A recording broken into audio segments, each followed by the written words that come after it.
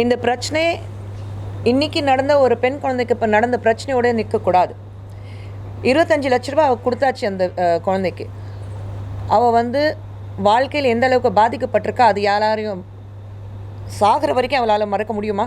அவள் குடும்பத்துக்கு நடந்த பிரச்சனை அவங்களால மறக்க முடியுமா? பெற்றோர்களுடைய அந்த துன்பம் இது வரைக்கும் அந்த குழந்தை இருக்கிற வரைக்கும், அவங்க உயிரோடு இருக்கிற வரைக்கும் அந்த துன்பம் இருக்க தானே செய்யும். ஒவ்வொரு முறையும் அந்த குழந்தை ஒரு நிமிஷம் எங்கேருந்து வெளியிலேருந்து உள்ளே வரும்போது அந்த பயம் இருந்துகிட்டே தான் இருக்கும். ஒரு இருட்டு பார்த்த பயம் இருக்கும், ஒரு ஆம்பளை தனி ரோட்டில் பார்த்தா பயம் இருக்கும், ஒரு ரூமில் ஒரு பையனோட இருந்தால் பயமாக இருக்கும். அந்த அளவுக்கு துன்பப்படுத்ததுக்கப்புறம் நீங்கள் 25 லட்சம் நாங்கள் கொடுத்துட்டோம், அதனால தான் கல்வி வந்து ஃப்ரீயாக கொடுத்துட்டோம், அதனால தான் எல்லாமே சரியாயிடுங்கிறது கிடையாது. இது எங்கே முற்றுப்புள்ளி வைக்கணும்? அரெஸ்ட் பண்ணோன்னே ஏன் விட்டீங்க? அவன் ஹிஸ்ட்ரி ஷீட்டர் தானே, ஏற்கனவே அவன் மேலே பல கேசஸ் இருக்குல்ல. ஏற்கனவே ஒருத்தனை வந்து கிட்னாப் பண்ணிவிட்டு அங்கேருந்து 25 லட்ச ரூபா கேட்டு அது 12 லட்ச ரூபா கொடுத்ததுக்கப்புறம் மறுபடியும் விடாமல் போலீஸால் வந்து 2018 ஏதோ வந்து ஒரு 30 வருஷத்துக்கு முன்னாடி நடந்த சம்பவம் கிடையாது. இப்போ தான் ஒரு 6 வருஷம் கூட ஆகலை, 6 வருஷத்துக்கு முன்னாடி நடந்த சம்பவம். ஸோ ஹிஸ்ட்ரி ஷீட்டர் எந்த வகையில் ஃப்ரீயாக விட்டுருக்கீங்க? இது complete fall of law and order தான் நாங்கள் சொல்கிறோம். இதுதான் முதலமைச்சர்கிட்ட கேள்வி கேட்டுட்ருக்கோம். இன்றைக்கி நடந்த பிரச்சனையில் நேற்று வந்து இந்த பிரச்சனை நடக்கலை, நாளைக்கு நடக்காது அப்படிங்கிறது கிடையாது. ஒவ்வொரு முறையும் ஒரு பிரச்சனை தமிழகத்தில் ஒரு பெண்களுக்கு வந்து இந்த மாதிரி பாலியல் தொல்லை நடக்கும்போது நீங்கள் பணம் கொடுத்துறீங்க, நீங்கள் வந்து ஓகே இது வந்து இந்த கட்சியில் சார்ந்தவன் அந்த கட்சியில் சார்ந்தவன் அதுதான் பெருசுப்படுத்திட்டுருக்கீங்க. ஒரு விஷயம் மட்டும் நம்ம தெளிவாக புரிஞ்சுக்கணும். ஒரு பெண் பாலியல் தொல்லை நடக்கும்போது எந்த கட்சி ரீதியாக பேசக்கூடாது. இன்றைக்கி நாங்கள் வந்து பாஜக ஆஃபீஸில் இருக்கோம், ஆனால் நாங்கள் வந்து பாஜக சார்பாக நாங்கள் பேசலை. ஒரு பெண்ணுங்கிறது முறையில் நாங்கள் எல்லோரும் இங்கே கலந்து பேசிகிட்ருக்கோம். எங்களுக்கு பின்னாடி பாஜக இருக்குது, அது வேறு விஷயம். ஆனால் தயவு செஞ்சு அது பொலிட்டிக்கல் ஆக்காதீங்க. ஒவ்வொரு முறையும் நீங்கள் வந்து எந்த ஒரு சோஷியல் பிளாட்ஃபார்ம் இருந்தாலும் முதல்ல நீங்கள் ஆடுற மாநிலத்தில் இது நடக்கலையா, உங்கள் மாநிலத்தில் இது நடக்கலையா? பெண்கள் வந்து உங்களுக்கு ஒரு பொலிட்டிக்கல் ஃபுட்பால் கிடையாது. இங்கே அங்கே தூக்கி வீசி அவளை பற்றி பேசுகிறதுக்கு முதல்ல இந்த பெண் குழந்தைக்கு நான் வந்து நிச்சயமாக பாராட்டுவேன். நான் தைரியமாக வெளியே வந்து பேசினேன். நிறைய பெண்கள் பயத்தில் பேச மாட்டேங்கிறாங்க. அவளை வந்து பலாத்காரம் செஞ்சதுக்கப்புறம் பாலியல் தொல்லை நடந்ததுக்கப்புறம் அவள் வந்து ஃபோன் நம்பர் வாங்கிட்டு நான் எப்போ வர சொல்வேன் அப்போ நீ வரணும் அதெல்லாம் மிரட்டியும் அந்த பெண் குழந்தைக்கு ஒரு தைரியம் இருந்தது. என்ன மாதிரி இன்னொன்று பெண் பாதிக்கப்படக்கூடாது, இந்த மாதிரி இந்த ஆளை பற்றி நான் பேசலைன்னா நாளைக்கு இன்னும் எத்தனை பெண்களோட வாழ்க்கையை சீரடிக்க போகும்னா சொல்லிவிட்டு அவள் வந்து வெளியில் பேசியிருக்கா. முதல்ல அந்த பெண் குழந்தை பாராட்டணும். அந்த குழந்தை பற்றி வெளியில் அவளுடைய எல்லா தகவல்கள் வெளியில் கொடுத்தாங்க பாருங்கள், அவங்கள முதல்ல தண்டிக்கணும். யார் கொடுத்தது?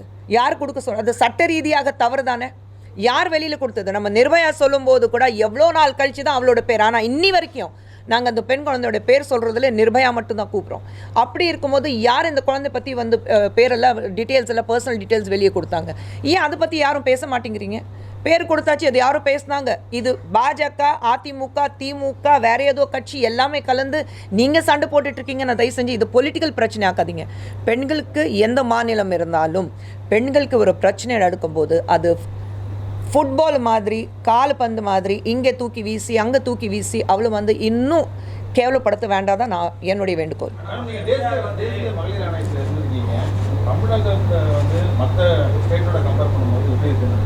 நான் இப்போது NCW மெம்பர் இல்லை, அதனால தான் அதை பற்றி என்னால் பேசக்கூடாது.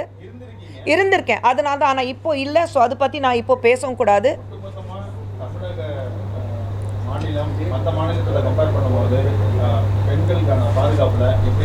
கண்டிப்பாக ரொம்ப மோசமாக இருக்குது. ஏன்னா கம்ப்ளைண்ட்ஸ் எனக்கு தான் வரும். கம்ப்ளைண்ட்ஸ் எனக்கு தான் வரும்போது ரொம்ப கேவலமாக இருந்தது. ஏன்னா நம்ம மாநிலத்திலேருந்து இவ்வளோ பிரச்சனைகள் உண்டா அப்படி பார்க்கும்போது இல்லை டேட்டா இருக்கும். இப்போ நான் NCW சார்பாக என்னால் பேச முடியாது. டேட்டா உங்களுக்கு தெரியும்னா நீங்களே டேட்டா நீங்கள் போட்டுக்கோங்க. ஆனால் NCWவில் இருந்திருக்கேன், அதுக்காக நான் வந்து ஒரு மகளிர் ஆணையில் இருந்திருக்கேன், அதுக்காக நான் இப்போ பேசக்கூடாது, அது தவறாக இருக்கும். I don't have any rights to speak on behalf of NCW. அந்த டேட்டா கூட என்னால் வெளியில் போக முடியாது. நீங்கள் உங்களுக்கு டேட்டா இருக்குன்னா தாராளமாக நீங்கள் அதை பப்ளிஷ் பண்ணிக்கோங்க. We cannot compare. Why are we comparing is what my question is. நம்ம வந்து இந்த மாநிலத்தில் கம்மியாக இருக்குது, நம்ம மாநிலத்தில் அதிகமாக இருக்குது, அந்த கட்சி வந்து காங்கிரஸ் ஆட்சியில் அதிகமாக இருக்குது, இங்கே பிஜேபியில் வந்து கம்மியாக இருக்குது, இல்லை இந்த இடத்துல பிஜேபி வந்து ஆளுங்கட்சி இருக்குது அதனால தான் அங்கே அதிகமாக இருக்குது. அப்படி பண்ணவே கூடாதுன்னு நான் சொல்கிறேன். Don't do it. ஒரு பெண்களுக்கு நம்ம நாட்டில் ஒரு பெண்ணுக்கு ஒரு பிரச்சனை நடக்கும்போது எந்த மாநிலத்தில் அதிகமாக இருக்குன்னா வேண்டாம். ஏன்னா அது உடனே நீங்கள் வந்து கட்சி ரீதியாக அது வந்து சாணி பூசுறீங்க, அது பண்ணாதீங்க. ஐ எம் சேயிங் ஒட்டுமொத்தமாக நம்ம நாட்டில் பெண்களுக்கு பாதுகாப்பு இருக்கா, அதுதான் நம்ம பார்க்கணும். இன்னொன்று, நம்ம மாநிலம் தமிழம் சொல்லும்போது, ஒரு தமிழகத்தில் நம்ம ஒரு தமிழக மாநிலம் சொல்லும்போது ஒரு பெருமையோட சொல்கிறோம். ஒரு கண்ணகியோட நம்ம இடம் சொல்கிறோம். நம்ம அப்படியெல்லாம் சொல்லும்போது ஏன் பெண்களுக்கு இவ்வளோ பிரச்சனைகள் இருக்குது? அதுதான் நம்ம இடத்துல ஒரு பிரச்சனை நடக்கும்போது, என் வீட்டில் ஒரு பிரச்சனை நடக்கும்போது அதை விட்டுட்டு பக்கத்து வீட்டில் பிரச்சனை இருக்கா நான் எப்படி பார்க்க முடியும்? என் வீட்டில் இருக்கிற பிரச்சனை என்னால் தீர்க்க வைக்க முடியுமா, முடியாதா? என் வீட்டில் நடந்த ஒரு பிரச்சனைக்காக என்னால் குரல் கொடுக்க முடியுமா, முடியாதா? என் வீட்டில் ஒரு பிரச்சனை நடக்குது. இப்போ இன்றைக்கி திமுக பார்த்தீங்கன்னா என் வீட்டில் ஒரு பிரச்சனை நடக்குது, ஆனால் அதுக்கு வந்து நான் கண்ணு மூடிட்டு ஒன்றுமே இல்லை, எல்லாமே சரியாக இருக்குது, மேலேருந்து மழைப்பு பூசி பக்கத்து வீட்டில் என்ன பிரச்சனை இருக்குது முதல்ல அதை பற்றி பேசு. கண்ணாடி வீட்டில் இருந்து உட்காந்துட்டு இன்னொன்று வீட்டில் கல் வீசக்கூடாது தான் நான் சொல்லுவேன்.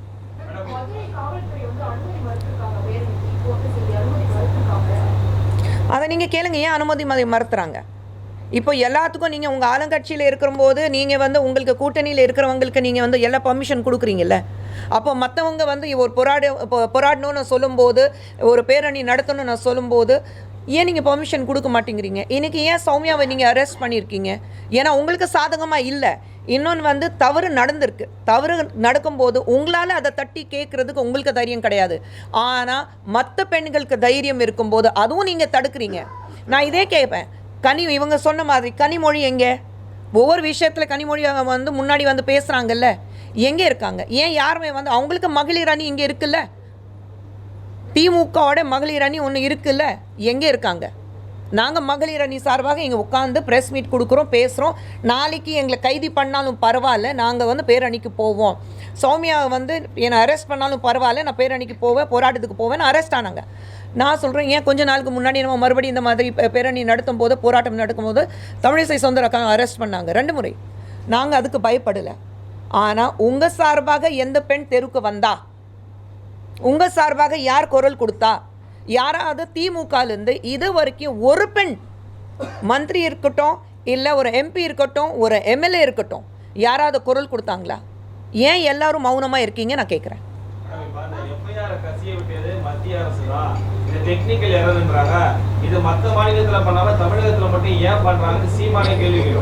ஏங்க, சீமான் அவர்கள் பற்றி நான் பேச விரும்பலைங்க. சீமான் அவர்கள் வந்து நம்ம மாநில முதலமைச்சர் பார்த்து கேள்வி கேட்டாக்க அது நியாயமாக இருக்கும், சரிங்களா? ஒரு குற்றம் சாட்டணுங்கிறதுக்காக நீங்கள் என்ன வேணாலும் சொல்லலாம். ஸோ சீமான் அவர்களுக்கு நான் பதில் கொடுக்க விரும்பல. ஐபிசி செக்ஷன் பிஎன்எஸ்ல மாற்றப்படும் போது அந்த டெக்னிக்கல் எரரால தான் எஃப்ஐஆர் ரிலீஸ் ஆயிருக்கு அப்படின்னு சொல்லிட்டு, அதை எப்படிங்க டெக்னிக்கல் எரரில் ரிலீஸ் ஆகும்? ஹைகோர்ட்டில் ரிப்போர்ட் பண்ணியிருக்காங்க. ஹைகோர்ட்டோடைய ஆர்டர் அதுதானா? High court approved of that. Has high court accepted that there's a technical error? நம்ம அது ஒன்று பார்க்கணும்ல. நீங்கள் யார் வேணாலும் நீங்கள் வந்து மனு தாக்கல் பண்ணலாம், சொல்லலாம் இது வந்து technical error. But I'm saying அதுக்கு தானே உங்களுக்கு தனிப்பட்ட முறையில் உங்களுக்கு சட்டம் இருக்குது, நீங்கள் அதுதானே பார்க்கணும்.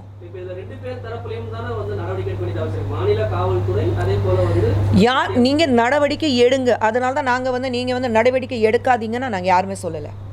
நீங்கள் ஒரு பெண்ணுக்கு பாதுகாப்பாக இருக்கணும், ஒரு பெண்ணுக்கு நியாயம் கிடைக்கணும்னா என்ன ஒரு நடவடிக்கை எடுக்கணும், அந்த தாராளமாக எடுங்க. நான் சொல்கிறது ஒன்று, ஒரு எங்கேயாவது நம்ம வீட்டில் ஒரு டேப்பில் வந்து எங்கேயாவது ஒரு லீக்கேஜ் இருந்தால் அதுதான் முதல்ல சீல் பண்ணுவோம். மொத்தமாக மேலேருந்து ஃபுல்லாக விழும்போது அப்புறம் பார்த்துக்கலாங்கிறது கிடையாது. ஸோ எங்கே லீக்கேஜ் இருக்கும் முதல்ல அதை சீல் பண்ணுங்களேன். ஏன் ஒவ்வொரு முறையும் ஒரு பெண் தான் பலியாக்கணுமா இந்த மாதிரி விஷயத்துக்கு?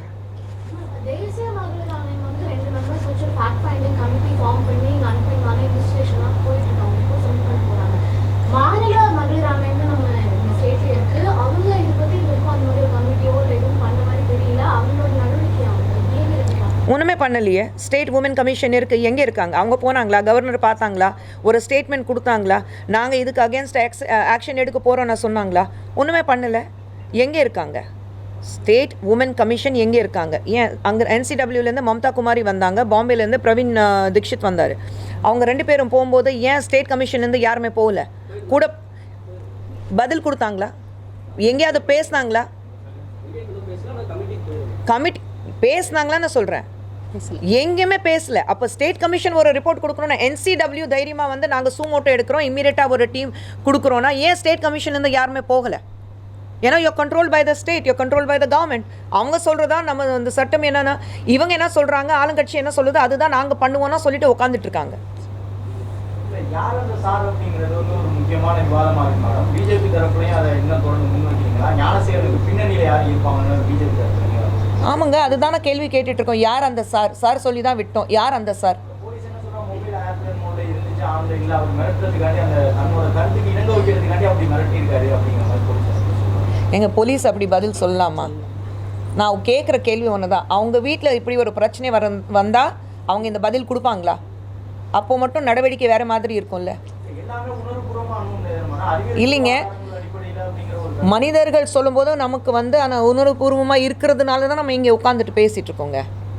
எல்லோரும் நாங்கள் வந்து மிஷின் கிடையாதுல்ல. ஸோ அப்படி இருக்கும்போது சிம்பிளான விஷயம், நீங்கள் என்ன சட்டம் இருந்தாலும் சட்டத்துக்கு நேராக எதிராக தான் நடந்திருக்கு இந்த விஷயம். உங்களுக்கு எல்லாருக்கும் தெரியும், நம்ம எல்லாருக்கும் தெரிஞ்ச விஷயம், சரிங்களா? ஆனால் கேட்குற கேள்வி, அவங்க வந்து சட்டத்துக்கு பேப்பரில் எப்படி இருந்தது, வாட்ஸ்அப்பில் எப்படி இருந்தது, குரூப்பில் எப்படி இருந்தது, அதுக்காக தான் இது பண்ணோம். உங்கள் வீட்டில் நடந்தால் இது பதில் வருமானா என்னோட கேள்வி அதுதான். வராதுல்ல. அப்போ அந்த குழந்தை உங்கள் வீட்டு குழந்தைனை பார்த்துக்கங்கன்னு நான் சொல்கிறேன். மேடம், தேசிய மகளிர் ஆணைய பொறுப்புல இருந்து நீங்கள் விலகியதுக்கு பிறகு ரொம்ப பெருசாக நிகழ்ச்சிகளை பார்க்க முடியல. கட்சி நிகழ்ச்சிக்கு உங்களை அழைக்கல அப்படின்றலாம் பேசி இன்னைக்கு எங்கே இருக்கேன்? இன்னைக்கு இங்கே இருக்கேன். நான் எங்கேயுமே வந்து ஃபர்ஸ்ட் ஆஃப் ஆல் அன்றைக்கி நடந்த விஷயம் வந்து ரொம்ப தவறானது. ஆர்டிக்கல் 21 கான்ஸ்டிடியூஷன் படி என் அனுமதி இல்லாமல் என் வாய்ஸ் ரெக்கார்டு பண்ணுறது மிகப்பெரிய குற்றமாகும், சரிங்களா? அதுதான் அன்றைக்கி நடந்தது. அதெல்லாம் விட்டாச்சு, அதெல்லாம் தாண்டி போயாச்சு. தவறு நடந்தது, அவங்களும் வந்து மன்னிப்பு கேட்டுட்டாங்க, அது விட்டாச்சு. இதுக்கப்புறம் என்ன புது வருஷத்தில் புதுசாக என்ன பண்ணணும், இன்னும் நல்ல வகையில் இன்னும் என்னென்ன விஷயங்கள் நம்ம பண்ண முடியும் அதுதான் பார்த்துட்டு போகணும்னா தவிர கடந்த விஷயம் அப்படி கடந்து போகட்டும். No point.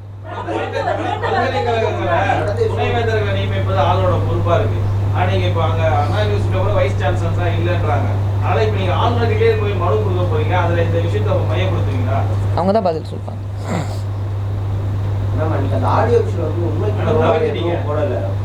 என்னங்க? ஆமாம், அந்த ஆடியோவில் நான் என்ன பேசியிருக்கேன் தம்பி? ஆமாங்க, பேசுனது நான் இல்லை சொல்லவே இல்லையே. பேசுனது என் குரல் தானே, நான் இல்லை சொல்லவே இல்லையே. அதுக்கு நான் மறுப்பு தெரிய வச்சேனா?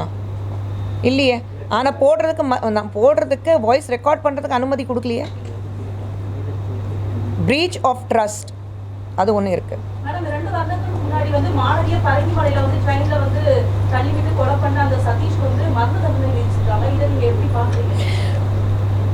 நம்ம சமுதாயத்தில், நம்ம நாட்டில் ஒரு இந்த மாதிரி ஒரு சிவிய தண்டனை கொடுக்காத பட்சத்தில் இந்த மாதிரி தவறுகள் நடந்துட்டு தான் இருக்கும். இங்கே குற்றம் செய்கிறவங்க நம்ம நாட்டோட எல்லை தாண்டி போன உடனே குற்றம் பண்ணுறதுக்கு எங்கேயாவது எச்ச துப்புறதுக்கு யோசிக்கிறாங்கல்ல. அப்போ நம்ம நாட்டில் மட்டும் ஏன் அந்த பயம் கிடையாது?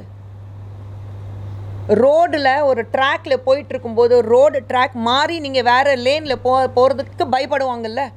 ஒரு சிக்னலில் நிற்கும் போது ரெட் இருந்தால் எல்லோ விழுந்தாலும் உட்காந்து நின்றுடுவாங்கல்ல. அதை தாண்டி போகக்கூடாது. ஜெப்ரா கிராசிங் அந்த கோடு இருக்கும், அதை தாண்டியும் போக மாட்டாங்க. நம்ம நாட்டில் மட்டும் ஏன் நீங்கள் வந்து அந்த சட்டத்தை மதிக்க மாட்டேங்கிறீங்க நான் கேட்குறேன். இவ்வளோ பார்க்கக்கூடியவங்க இதே ஆண்கள் வந்து வெளிய நாட்டில் போய் ஒரு பெண் தொடுறதுக்கு ஒரு வகை இல்லை, 1000 தடவை யோசிப்பாங்க. அப்போது நம்ம நாட்டில் இருக்கிற பெண்கள் அவ்வளோ இலவமாக போச்சு.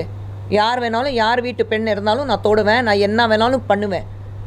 அந்த சட்டத்துடைய பயம் ஏன் கிடையாது? இந்த மாதிரி ஒரு மரண தண்டனை, இந்த மாதிரி ஒரு கடுமையான தண்டனை கொடுத்தா தான் அந்த பயம் வரும். நம்ம நாட்டில் பயம் வர வரைக்கும், அந்த சட்டத்தோட பயம் வர வரைக்கும் எதுவுமே நடக்காது. ஏனுங்க, ஏன் இது வரைக்கும் என்ன பிரச்சனை நடந்தது? குஷ்பு சுந்தருக்கு என்ன பிரச்சனை இருக்குது? நல்லா தான் இருக்கேன்.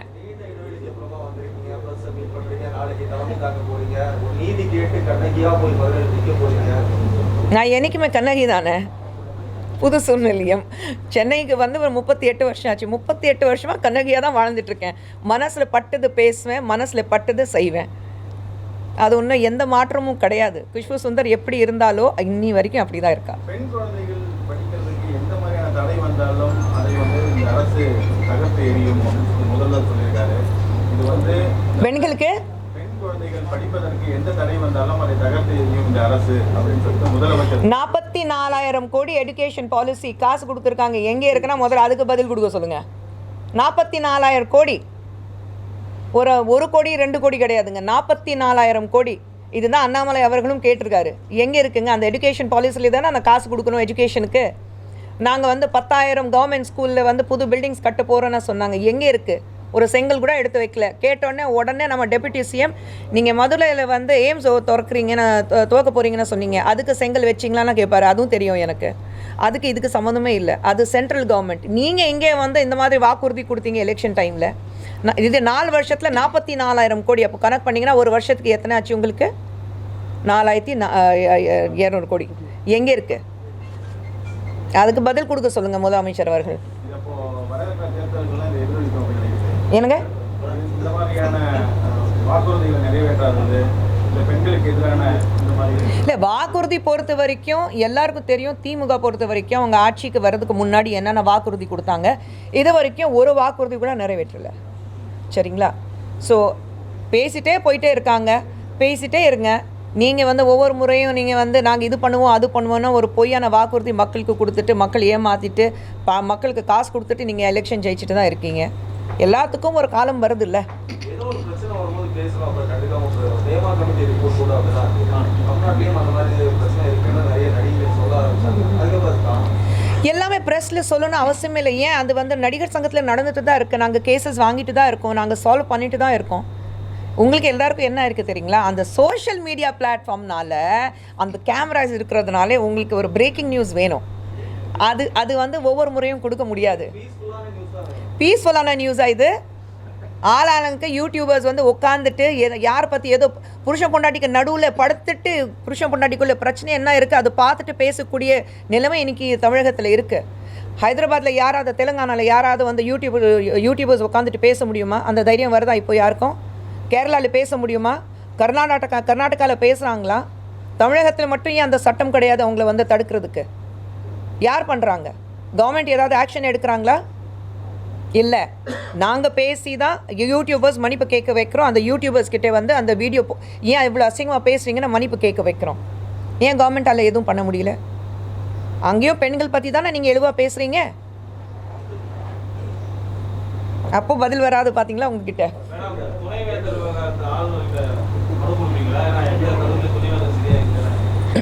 அது நம்ம மேலிடத்தில் கேட்டுட்டு நம்ம மனுவில் அதில் இல்லை அந்த மனு கொடுக்கும்போது அதில் சேர்த்துக்கிறத பற்றி நாங்கள் மாநிலத்தில் தலைமையில் கேட்டுட்டு நாங்கள் அதை முடிவு சொல்கிறோம். இந்த ஸ்டேட் கவர்மெண்ட் கீழே இருக்கக்கூடிய மகளிர் ஆணையம் வந்து இந்த விஷயத்தில் எதுவும் பேசலை, அமைதியாக இருந்திருக்கிறாங்கன்னு ஒரு தகவல் சொன்னீங்க. அதுதான் சொன்னேன். இப்போ அது சொன்னீங்க. நம்ம ஸ்டேட் கவர்மெண்ட் கட்டுப்பாட்டுக்குள்ள இருக்குது. அதே போல் இப்போ இந்த பாதிக்கப்பட்ட மாணவி விஷயத்திலையும் ஸ்டேட் கவர்மெண்ட் கட்டுப்பாட்டுக்கு கீழே இருக்கக்கூடிய அதிகாரிகள் தான் விசாரணை அமைப்பில் இருக்கிறாங்க. இதில் உண்மை வரும்னு நீங்கள் நம்புறீங்களா? ஏற்கனவே இதே போல போடப்பட்ட பல வழக்குகள் அண்ணா நகர் சம்பவம் உட்பட எல்லாமே கிடப்பில் தான் போச்சு. அதில் எந்த முடிவுகளும் வந்ததில்லை. இதுலையும் வரும்னு நீங்கள் நம்புறீங்களா? நிச்சயமாக நம்பிக்கை கிடையாது. அதுக்காக தான் நான் போராடிட்டு இருக்கோம். அதுக்காக தான் நாங்கள் குரல் கொடுத்துட்ருக்கோம். இது வரைக்கும் தமிழகத்தில் பெண்களுக்கு எதிராக நடந்த பிரச்சனைகள்ங்க திமுக ஆட்சியில் இருக்கும்போது பெண்களுக்கு இந்த 4 வருஷத்தில் எத்தனை பிரச்சனைகள் வந்திருக்கு?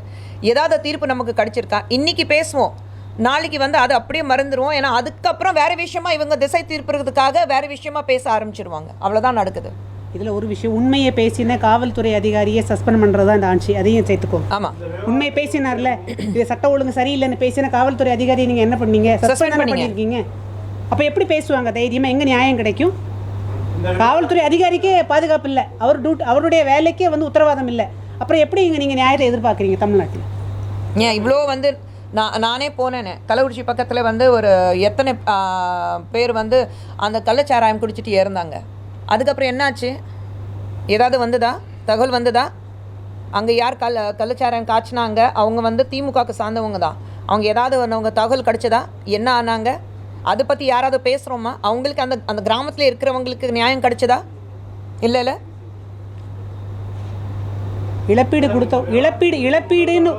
இழப்பீடுன்னு ஒன்று கொடுத்த உடனே அந்த பிரச்சனைக்கு முற்றுப்புள்ளி வைக்கலாம்னு நினைக்கிறாங்க. அவ்வளோதான், முடிஞ்சு போச்சு. Okay, ton. ஓகே, கண்டிப்பாக. நன்றி. ரொம்ப எல்லாரும் வாங்க, எல்லாரையும் அழைக்கிறோம்.